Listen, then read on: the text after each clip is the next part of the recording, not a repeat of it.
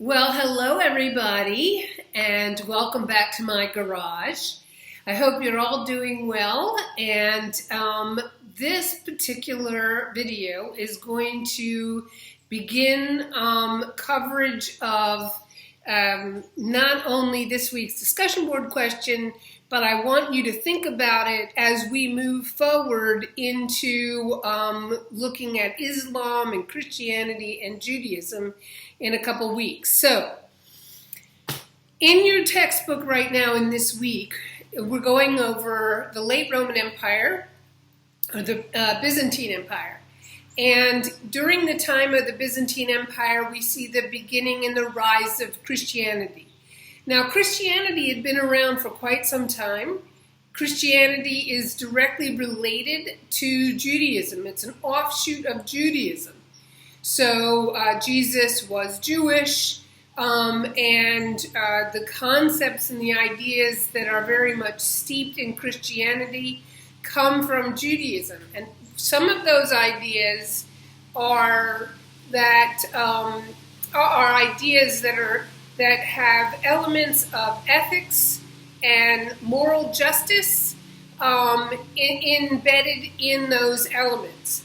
And when we're looking at the rise of Christianity during the Byzantine Empire, or the Byzantine, well, I don't know if I would call it empire, but the Byzantine period of the late Roman Empire, we have to examine how Christianity becomes so much a part of the Byzantine Empire and really is very much the tool or the mechanism by which Christianity gets into Europe. And that's going to be really important to us because in the Byzantine Empire really it's around modern-day Istanbul, which was a city that was created and built by the Emperor Constantine in the 300s AD. Emperor Constantine was the emperor of Rome, the Roman Empire, and once the empire was heavily populated and the majority of the people living in the Roman Empire were living in the eastern part of the empire, eastern part, which would be in Greece and what is modern-day Turkey and the Middle East, Mediterranean, moving east into Iran, Iraq.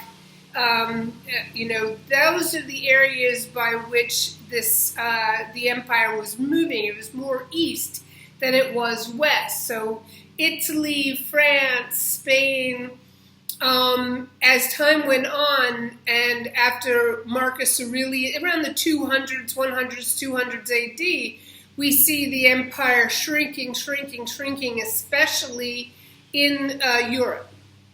And so the Roman Empire, while it's shrinking in Europe, it's expanding in the East. And so the senators in Rome and the emperor in Rome decide that they're going to move the capital over to this new city called Constantinople. When it does that, it begins the decline of the Roman Empire in Europe and really creates a big division and a lot of vulnerabilities in Western Europe, Italy, and Western Europe going forward. Once it begins that move east, it really is a gap waiting to be filled by different peoples, and we're going to see tribal peoples really come in and fill that gap. And the Bishop of Rome becomes the Pope and the head of the Christian or Catholic Church in Western Europe. But in the East, Christianity is still very, very new. As a matter of fact, the Romans really had no issues with the Jewish people in their empire, because Judaism was a religion that was a very, very old religion, and the Romans recognized how ancient that religion was, and so they respected it. And throughout the entire Roman Empire, there were laws that stated that you could not congregate. People could not congregate in large groups, because when people congregate in large groups, they can create dissent, and they can try to overthrow a government or overthrow an area. It can become problematic when people get together in large groups. You get herd mentality. But the Romans really respected Judaism, and in doing so, they allowed the Jews to congregate. They were exempted from that particular law, and actually many other laws. But the Romans really didn't have religion the way we look at religion. The Romans were pagans. The Romans basically stole all the Greek gods, and they just changed their names. So the Romans did a lot of that. The Romans got schooled by the Persians about roads. The Romans got schooled by the Persians about not micromanaging every part of their empire, and so their empire was able to expand. The Romans really took from the Persians the idea that if you increase someone's standard of living by those roads and be able to create more commerce, and you're more tolerant of diversity, then you're just going to become wealthy, and the local people will become wealthy, and therefore people will want to join in the empire. So the Romans really didn't do some things brand new. They just they took the wheel and they made it better. Now, but when it came to the new religion of Christianity, they were not on board with that, because Christianity in its very, very earliest forms was an outgrowth of hatred towards Rome, because it was part of many different Jewish groups that didn't like Rome, like in the video that you saw last week. What's Rome ever done for me? And if you look at Life of Brian, it's a satire on the life of Jesus, but it's Monty Python. All the men in Monty Python were very, very well educated, and so it is really pretty historically accurate, as most of their stories are.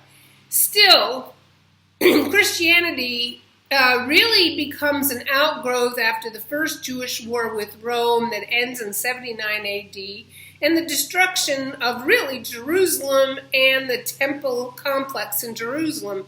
The temple complex in Jerusalem, where you see where Jesus knocks over the money changers'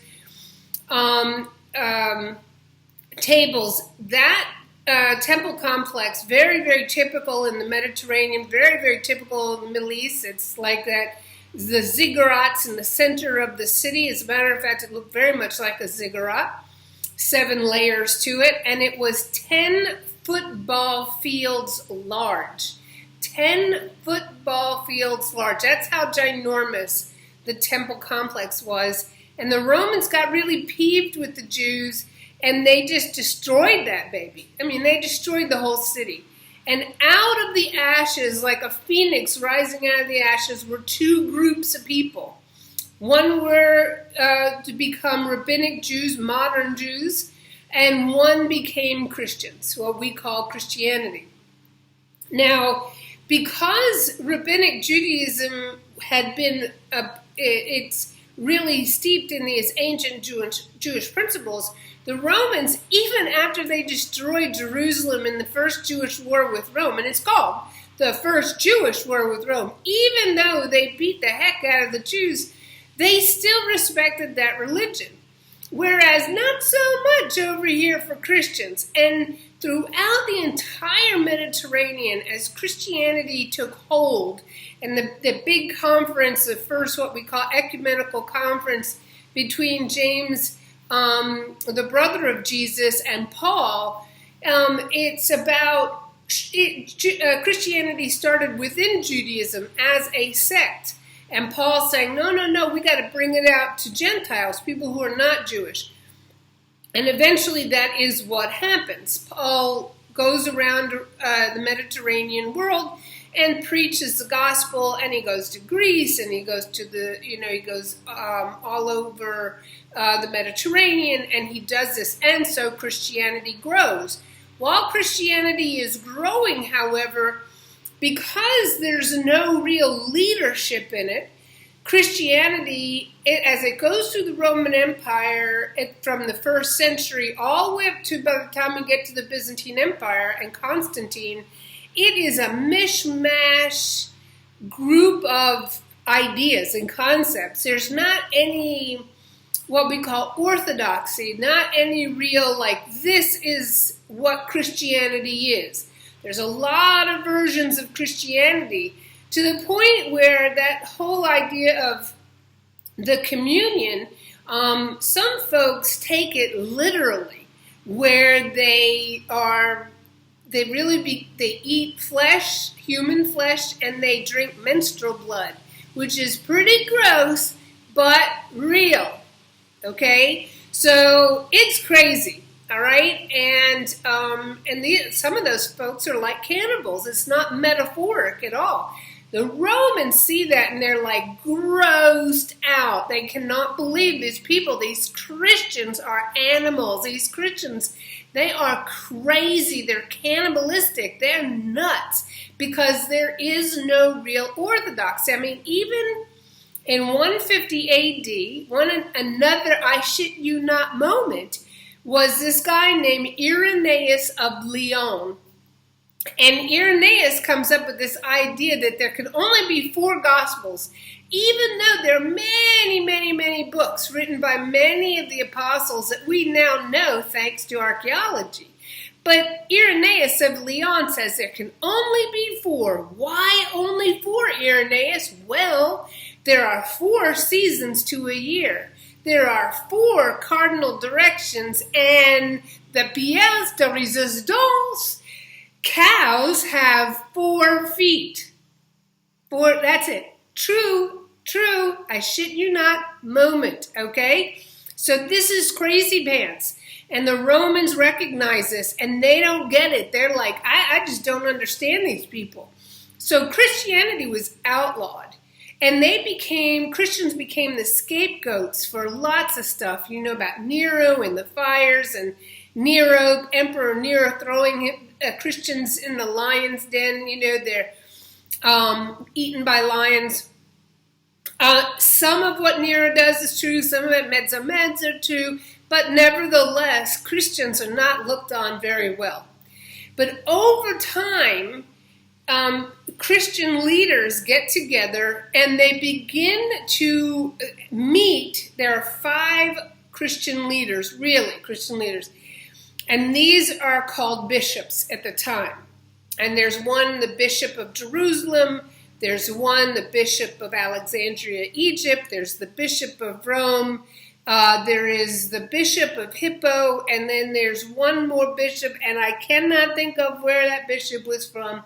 But anyway, they all get together and they create something called an ecumenical council. And at these ecumenical councils, they are deciding with other church leaders, what the heck is Christianity? What the heck do we believe? Do we believe Jesus is a human being, divinely inspired by God? Is Jesus really God? Is Jesus the Son of God? Who is Jesus? He's the Christos? Is he the Christ? Is he the Messiah who has come? Who is Jesus? Those are questions, real legitimate questions that the ecumenical councils are trying to figure out. They try to figure out what do you read? What's the liturgy? What's the dogma of Christianity? What do we believe? Big question in Christianity. What do we believe? And in the ecumenical council in the 300 and 312, they come up with this concept of what do we believe? The profession of faith. or confession of faith, depending on what part of Christianity you're in, you say, I believe in, right? I believe in God, our Lord, and our Lord Jesus Christ. The whole, you're reading out, you say, you profess your faith. Where does that come from? That comes from the ecumenical council and Nicaea. And so it's called the Nicene Creed. And though the versions vary a little bit among Christian groups, it's all a profession of faith. And that's where we get it. A Nicene Creed comes from the council, the ecumenical council at Nicaea. All right, so because it's also part of, or it stems, the very roots of Christianity are from Judaism. Judaism is called an Abrahamic religion, which is Christianity. And Abrahamic religions are known for their ethics and morals and focus on justice. What is justice? And most of the prophets that you read in the Old Testament start out by haranguing and harassing and fussing at people because you're not listening to God and you're all this. But when you read at the end, it's about justice. And it's really mostly about the little guy being rising up above and being able to beat the big guy. So good always wins in the world. Good always wins over evil. Justice always prevails. That's part of the stories of the prophets. So Christianity, by default, pulls from those resources, and it too takes on principles of morals and ethics, but it does so in just a little bit of a different way. And one particular gentleman arises who we need to talk about, and your textbook definitely talks about it. And his name is St Augustine, or St Augustine. He is the Bishop of Hippo. Now, just before we get to him, let's look a little bit at the differences. He's in Roman Empire, okay? And what's the Roman Empire? It's pagan. It's polytheistic. Polytheistic, P-A-G-A-N. Pagan. Now, let me get my pen out and make sure I spell this right. P-A-G-A-N. Pagan, Roman world. It's polytheistic, so it's many gods. Many gods, remember that. Monotheistic is one God, right? Monotheistic. E-I-S-T-I-C is one God. Now, we'd like to say that Christianity is a monotheistic religion, Judaism is a monotheistic religion. Well, I've come here today to say that's not necessarily true. Why isn't it true? Because in Judaism, when you read the very first book of the Bible, Exodus, and the origin stories come up, if you know the Hebrew, if you read actually the Hebrew, it says, God is speaking and saying, you worship me above all the others. Worship me above all the others. So God is even recognizing that there are other gods in the world. And we forget that little nugget of information. So it is Heno, H-E-N-O, theistic, T-H-E-I-S-T-I-C, which means one God above the others. So it is recognizing that there are other gods. So when Christianity comes up, there is a huge kerfuffle about is it monotheistic or not, because you have God the Father, God the Son, and the Holy Ghost, and in Catholicism you worship the saints. How monotheistic is this really? That's not for me to say, but it is something to think about, and it is very important. The Catholic Church in the 12th century comes in, or 13th century, and says, well, it's a mystery. So figure it out. It's a mystery. So, but you should know the differences between the three, because as we go forward into Islam, it's more of a monotheistic religion than even Judaism or Christianity.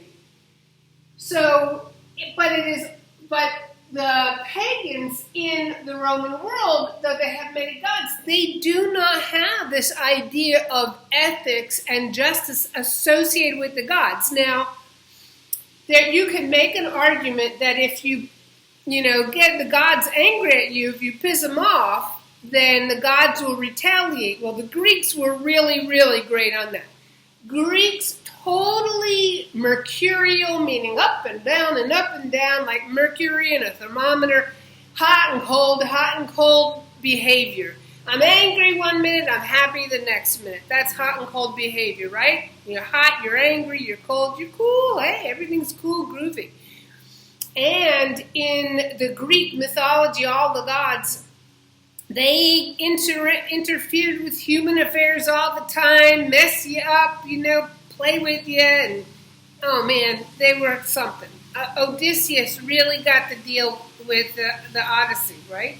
He pissed off Poseidon so much that Poseidon said, hey, you think you're so great? I'm keeping your sorry carcass out on the ocean on the sea for a long while until you learn your lesson. And what's your lesson? The gods have more power over me. Yeah, lesson in hubris. Anyway, there's no real connection, though, to ethics and morals like it is in Christianity and Judaism. So, in the Roman world, if you did something bad, you were not motivated not to do something bad because of fear of judgment from the gods. More to the point, you're saying, I'm not going to lie, cheat, and steal because it's bad for the community. Very big idea here.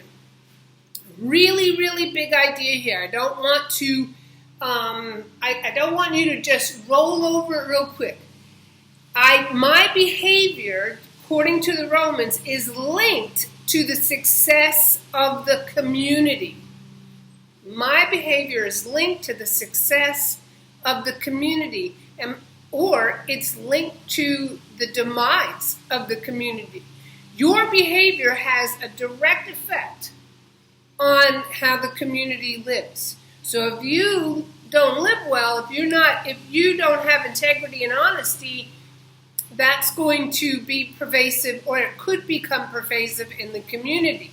And if you take American history, that concept becomes extremely important to the founders, because in the Roman world, there's obligation. Your behavior, what you did, you had an obligation to the community with that concept, with that ideology. Your behavior, if you were bad, if you were lying and cheating and stealing, then it was bad for the community. So you knew, I'm not going to do that. That's part of what integrity is knowing the difference between what you want, what you need to do, and then acting on those things. And not only for yourself, but what's in the best interest of the community. And the Enlightenment theory takes that up, and they put a name to it called the social compact. But for our purposes, it's very important to know that at the time of the rise of Christianity, we don't see morals and ethics and values in the same way with the pagan gods as you do with the Christian and Jewish gods.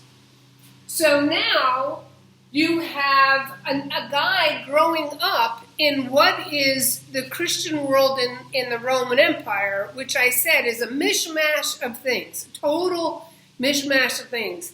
It's every place has a different idea and a different concept, and through those ecumenical councils, they begin to define what is the orthodoxy, what's the official idea of what is Christianity. How many Gospels, how many books of the Bible, how do we put it all together? Because this is decided upon. It's not just, whoa, whatever. It's really, there are real conscious decisions put on this. What do I want in this what becomes the Bible, and the holy book for Christianity. Now, so it's not the world like we have right now. When these ecumenical councils get together, word is spread about them. But remember that telephone story, you say one thing to a neighbor, and by the time it goes around 26 people, gets back to you, doesn't sound like anything that you started with. So it takes time for these concepts of what the orthodoxy, what's officially considered Christianity, gets out really to everybody. And one of the men who really creates the Christianity by which we mostly know in the world today is a guy named St Augustine or St Augustine. Either way to pronounce that is correct. And he is a bishop of Hippo, and Hippo he's not like the bishop of Hippopotamus or hippopotami. Hippo is horse in Greek, and he lives in North Africa. Now, interesting about him is that St. Augustine lives in the Roman world, okay? So he lives in the Roman world, and at this point in the Roman world where he's living, and really actually from the beginning of the Roman Empire and the Roman world around the Mediterranean, people who were educated knew Greek. They were educated in Greek, okay, the language, Greek language. Even if they were Roman, even if they were Latins, they were educated in Greek language, with the Greek language. So Greek was the language of education. Latin, for people who lived in Italy and in the Latin world, Latin was the language, it's called the lingua franca. It was the language of the people they spoke every day. But when you go outside of the Latin world, the immediate Latin world of Italy, you obviously are going into Greece and the Mediterranean and Africa and Egypt, and you're going to get lots of different languages, local languages. But everywhere you went, if you were educated, you were an educated person, no matter where you were in the empire, you knew Greek because that's what you were educated in. If you worked with the Romans at all, if you did anything with the Roman government or worked with the Roman leaders in your area, or if you were going to court or you're doing something within the Roman system, you had to know Latin. You had to know Latin. So that was very, very important in the Roman world. People, however, still very much spoke their local dialect. And Augustine is very much an educated person. He lives in Africa. He speaks the local dialect, but he also speaks Greek and he also speaks Latin. And so he's a very educated person. He's a very interesting man. And he wrote two books. One of those books is called Confessions, which it's crazy pants, over the top. And another one is called The City of God. And the City of God is very similar to the way we see the world. His theory on the world is very much taken off a Zoroastrian model. Still, very important to know who this dude is. Your textbook, like I said, goes into him. St. Augustine comes up with this idea, and he comes up with the idea about original sin. Original sin. Now when we there's a lot of things that we could talk about here, and I have to really make a choice on what it is that we're going to talk about. but we could go all over the board with this, all right? But for our purposes, I think today, and the discussion board question in particular, this is what I'm going to show you this, I'm going to ask you a question about it, okay?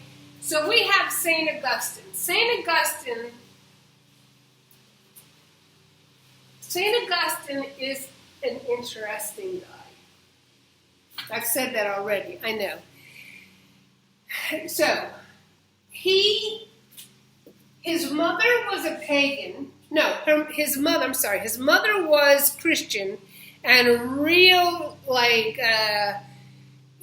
purist. She didn't believe in, she believed in marriage was only between a man and a woman, and she was not free sex and all that kind of stuff. But her husband, Augustine's father, was a pagan, and he was wild and crazy, sex with everybody. And so can you imagine growing up in that household?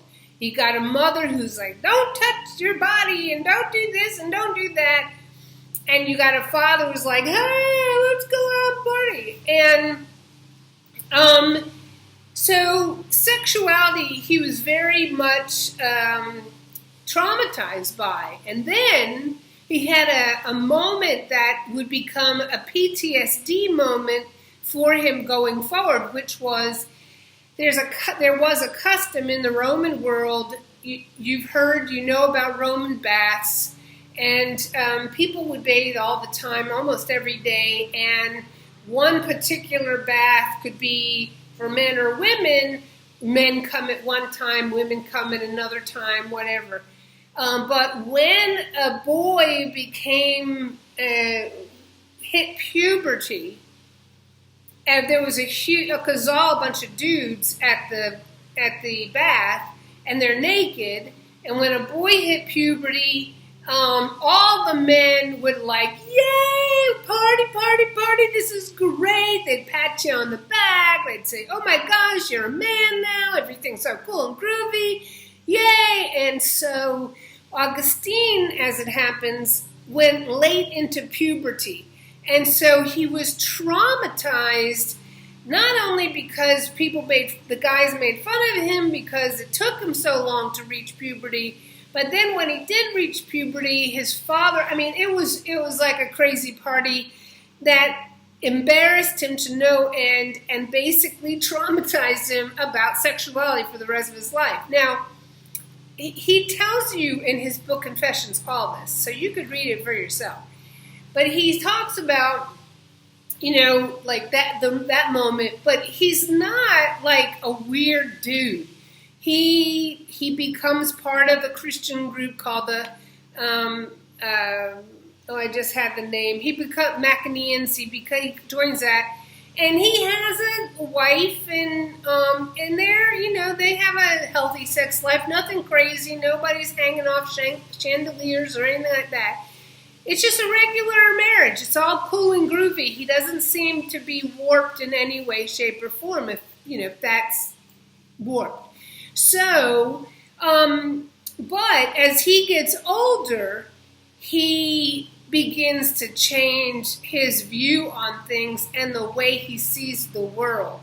And it goes back to this very strange moment at time of his puberty and the relationship between his mother and him, because his mother follows him. His mother's got him on a pedestal, thinks that he is amazing and follows him. She's a stalker of him. She's crazy. She's a freaking crazy woman. And, and he's just all traumatized by all this. And so how does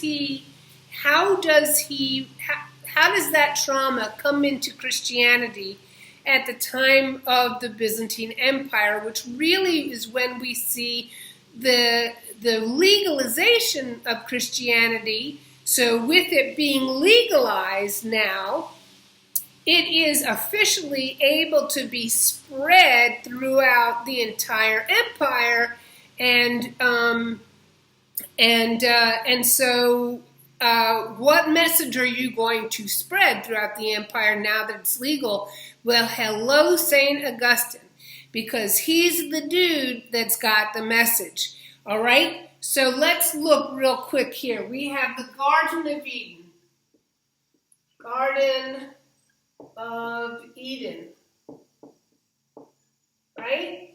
And we have Adam and we have Eve.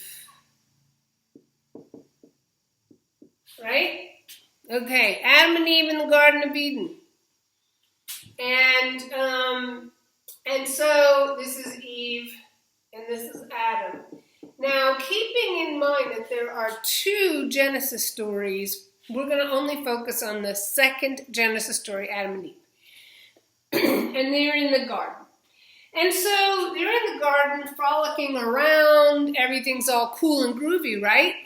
Everything's cool and groovy until one day the serpent comes up to Eve and says, "Hey, Eve, look at that fruit." Now, we don't know that it's an apple because when the Hebrew was translated to Latin, the word sounded very much like a Latin word. A Hebrew word sounded a lot like a Latin word that meant apple, and that's where we get apple.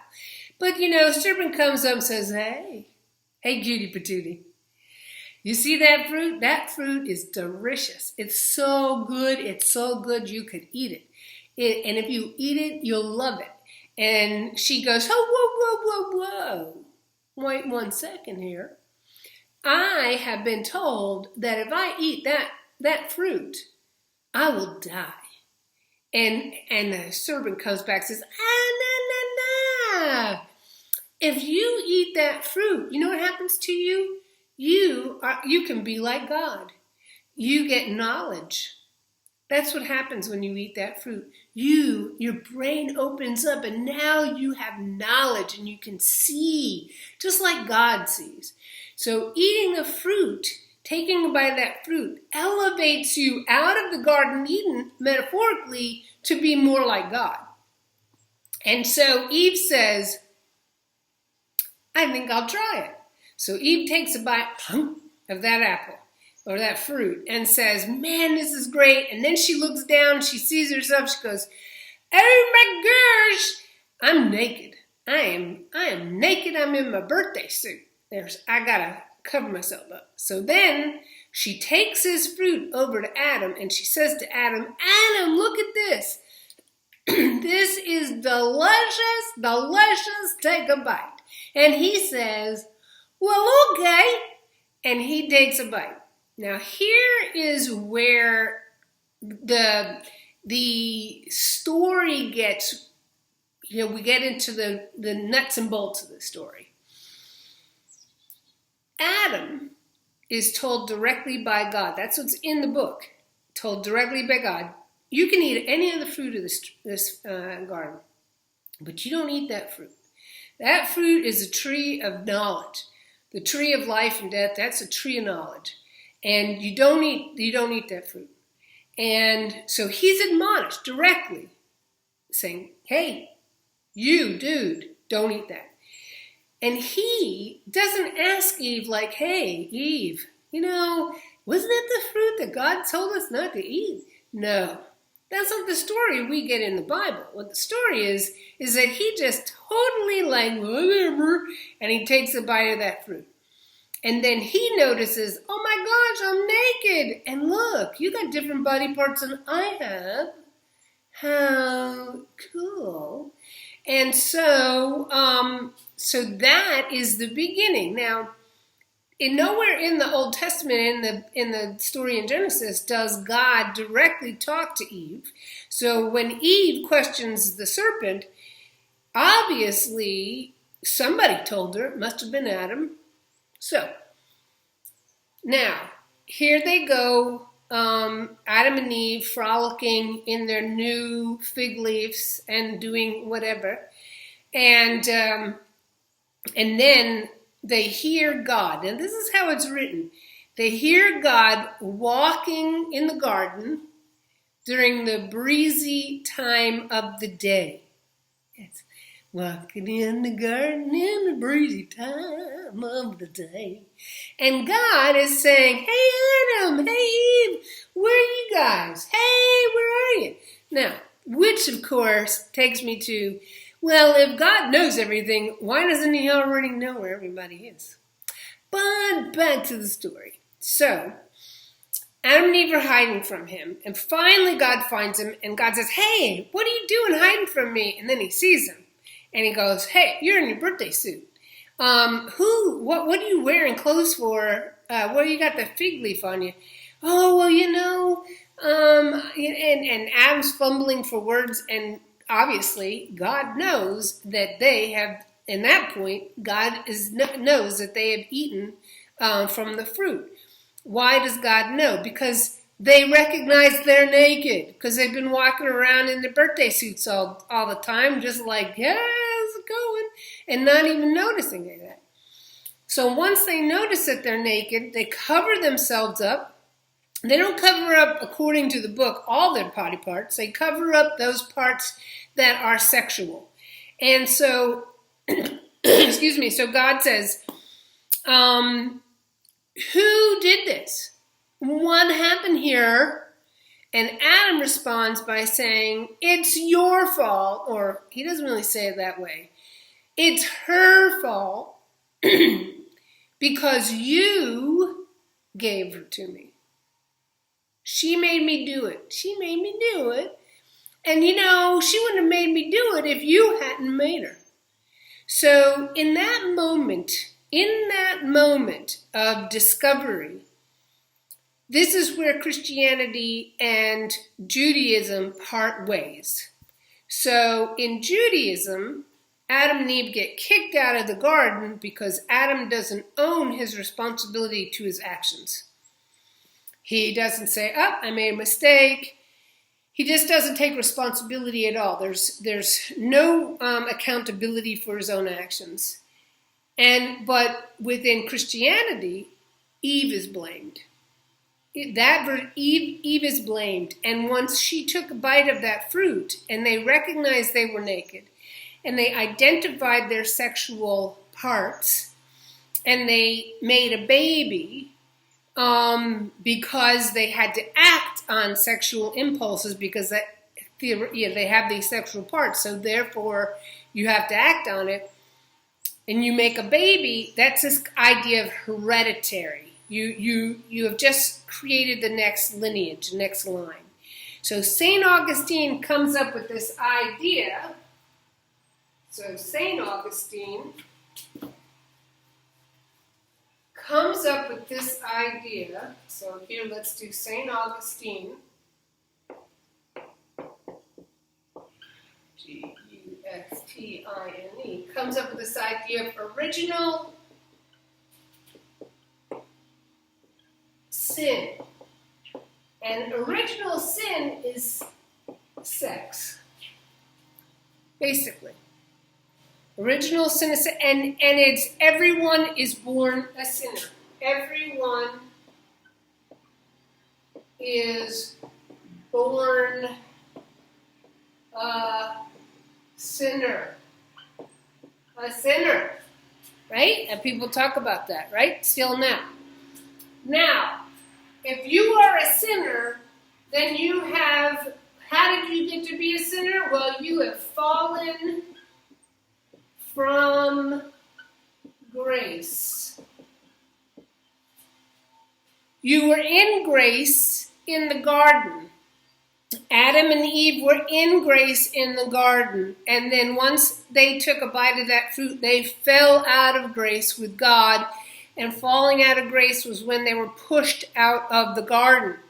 So how do we get back up to grace? Well, here we have, here's God. Whoa. And here is human beings. Sad because we have fallen out of grace. And how do we get back to God? This is getting to grace. Getting to grace. Well, how we do it is we have sacraments. What are sacraments? Baptism. B-A-B-T-I. And marriage. And communion.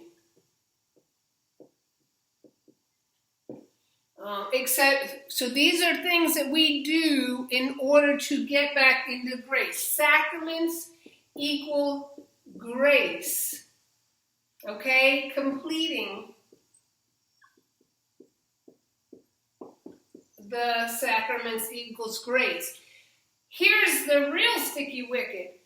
Who can administer the sacraments? Who can administer the sacraments? Only a priest.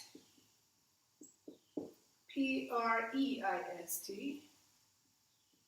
No, that was right the first time. P-R can deliver or administer the sacraments.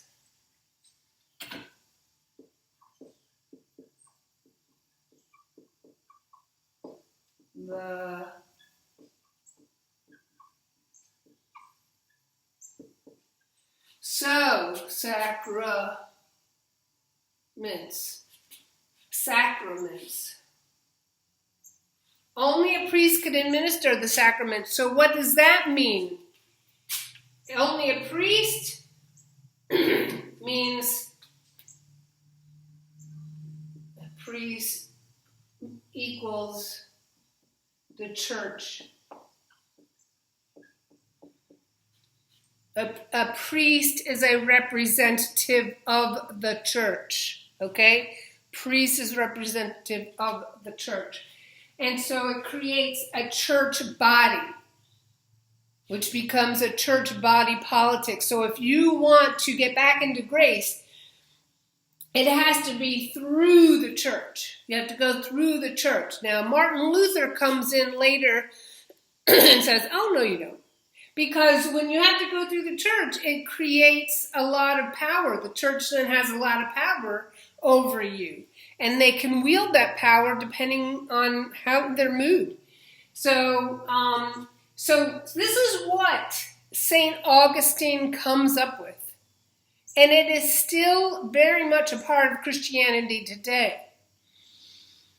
Now, in Judaism, by contrast, in Judaism,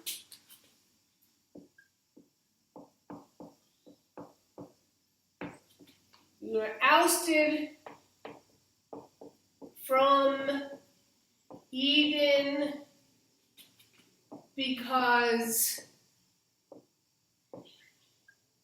you were, or you, not you, but because Adam was not accountable to his behavior.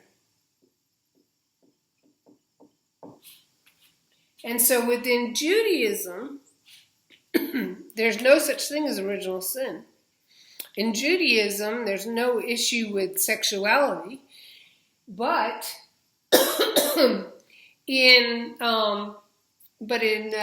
Judaism, the idea that you can become like God is inherent in the whole dogma and doctrine of Judaism, and the way that you do that is through studying the Torah, and and that opens up your eyes. The Torah is your enlightenment, is your way to the enlightenment, like God is enlightened. Now, so St. Augustine comes up with this idea. So this is a lot of information. Take this in, and then tell me your thoughts on this. What are your thoughts about St. Augustine? Are these principles still in play now? How much do you think we still live by these principles from, that are probably 1,600, 1,700 years old? So history is, when we study history, we are enlightened about the world we live in right now, in the here and now. This is the world that we draw from to practice our faiths, our religions, whatever they may be, but specifically when it comes to Christianity and Judaism. Specifically. What are your thoughts on this? Is this still part of the way people practice Christianity? Is it part of, if you know about Judaism, does Judaism practice it this way? And give me examples on how religion in the 21st century, Christianity, and if you know Judaism is practiced with these same principles that were put together a long time ago. So let's make that connection. All right? And if you have any questions, let me know. I'm here for you. Okay. Bye. Be safe.